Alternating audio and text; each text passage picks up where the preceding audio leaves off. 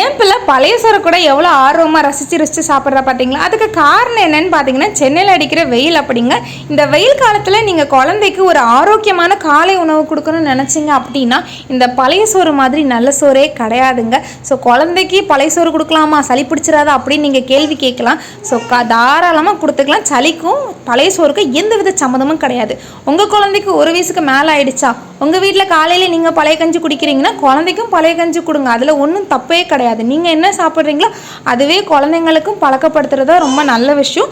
இந்த பழைய சோறில் நிறைய ப்ரோபயோட்டிக் இருக்கிறனால உங்கள் குழந்தைக்கு கான்ஸ்டிபேஷன் இருக்குது, இல்லை செரிமான பிரச்சனை இருக்குன்னா கூட நீங்கள் தாராளமாக பழைய சோறை கொடுத்து இது பண்ணலாம். வெயில் நேரத்தில் கொடுக்குறதுல தப்பு கிடையாது.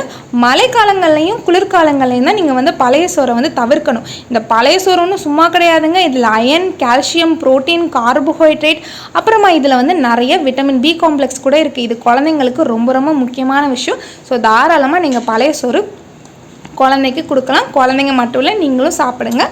குழந்தைக்கு ஆரோக்கியமான உணவு நீங்கள் தனியாக பார்த்து சமைச்சு கொடுக்கணும்னு இல்லை. உங்கள் வீட்டில் என்ன சாப்பாடு இருக்கோ அது கூட ஆரோக்கியமான உணவு தான். வீட்டில் என்ன இருக்குதோ ஸோ நீங்கள் என்ன சாப்பிட்றீங்களோ அதுவே குழந்தைங்களுக்கு கொடுக்குறீங்க அப்படின்னா குழந்தைங்க எல்லாத்தையும் சாப்பிட படிப்பாங்க. எல்லா சாப்பாடும் குழந்தைங்களுக்கு ஒத்துக்கும். ஸோ நன்றி, இணைந்திருங்கள். லூட்டு சித்த நிமிடருடன்.